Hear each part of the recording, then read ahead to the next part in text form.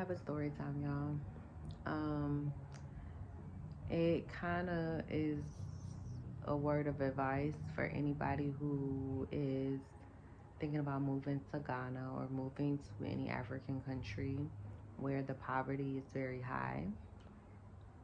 Um, so this is the time that I feel like I got poisoned.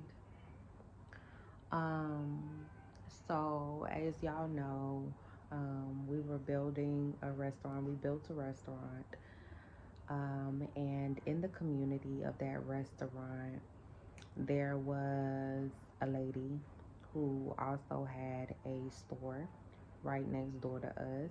And she basically served alcoholic beverages. And at the time, I'm putting all these pieces together now, but at the time, I thought that she was someone who I was building a girlfriend relationship with that I could sort of trust. She seemed very nice. She seemed like she was well traveled. I heard that she had traveled before. I thought it was to the States, but that turned out to not be the case. So one day, um, every time actually I would come to the restaurant, she would invite me over for drinks. Now, in the beginning, I was drinking a lot of carbonated drinks. So I had never drank her concoctions before. I would always just drink, you know, um, the little bodies that she would sell me. Um, but then it got to a point where the business started to do very well. And I saw the energy of the community change. It changed to envy. Like you can feel it. It was so tense. It was so thick. It was scary. My husband, he's very on point with things like that. His discernment is very strong with stuff like that. And so at the time, he wasn't really babysitting me when I was with this young lady. And at some point, we started to kind of become competitors, right? She had her business and we had ours, and our business was doing well. So she was trying to ride our coattail. In the long haul, though, I ended up just kind of realizing what she was doing. And, I basically suggested that my husband, do some things to protect the business from her, etc. Shortly after that, she started really trying to befriend me, like even more so. Now, at the time, I didn't think anything of it, guys. I really didn't. I just thought like, okay, she's still trying to be friendly and everything. So she would make these drinks. She would act like she was a mixologist and make these drinks, but specifically one time she had already had a drink mixture mixed up. And she kept coming to me, and this is when I was completely ignorant about poisonings and things like this in Africa, and how serious it is and how it happens all the time. So she would offer me these concoctions, and she was like, oh, I mixed it with, palm wine and cocoa and all of these things. And I was just like, okay, well, I could taste it. So it went from like me tasting it to, oh, let me pour you some more. Let me pour you some more. Now, she did always sip it. She always sipped it before she gave it to me, because that's another thing that they do here to ensure that you're not being poisoned. If nobody's eating the food with you or nobody is drinking the drink with you, most likely the person is trying to poison you. So I literally was just like, okay, so She ended up giving me a drink. Hold on, Trinae, I'm filming. She ended up giving me a drink, and I drank the whole thing. I finished it. I'm filming, Trinae. Go get it. I'm filming. I said I'm filming. Go get it. So she basically was like, so yeah. So I drank the whole thing. I kid y'all not. A week later, when I tell you I was down, I was down. I had felt so ill. I didn't even know how I became so ill. I went to the hospital. They couldn't figure out what was wrong with me. I literally fell ill and didn't know what it was.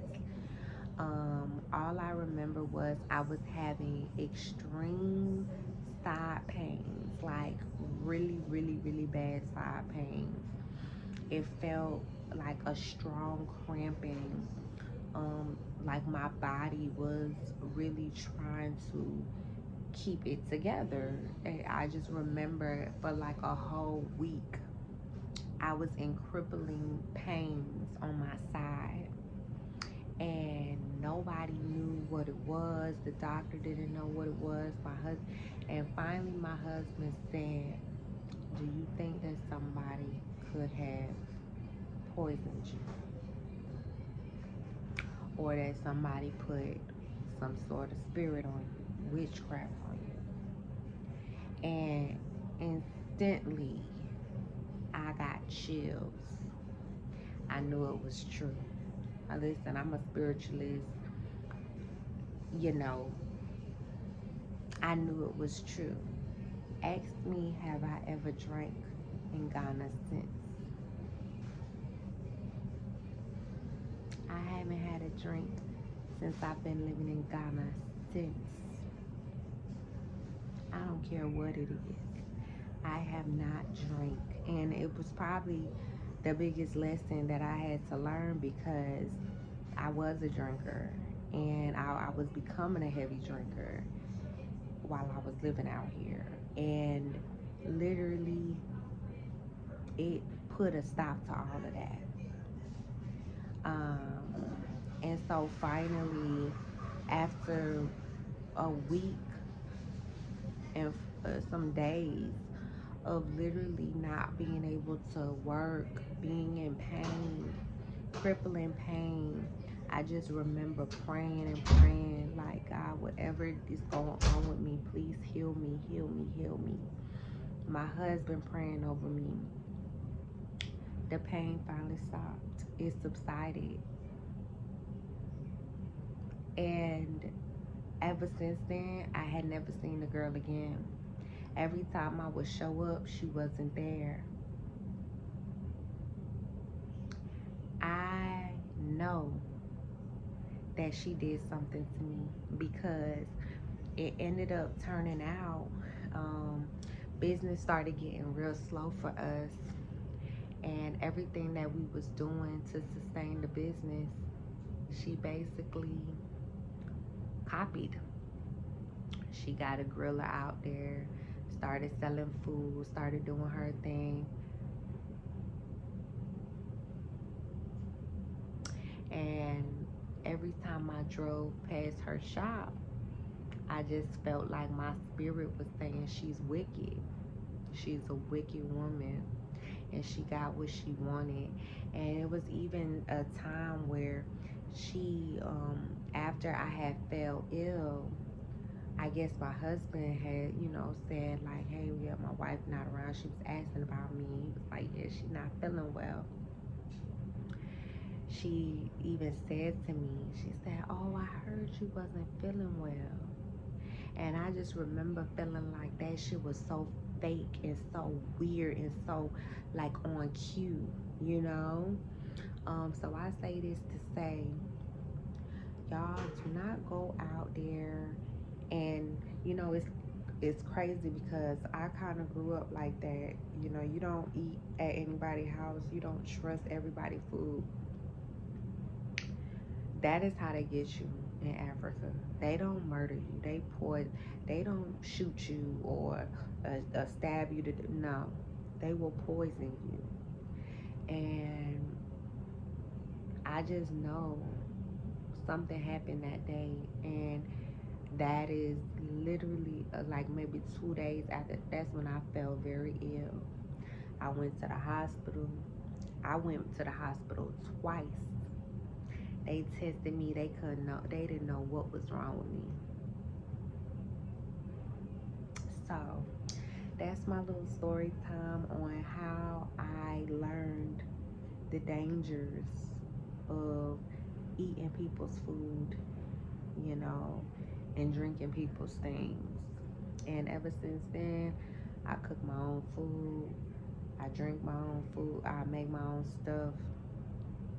I don't fool with it.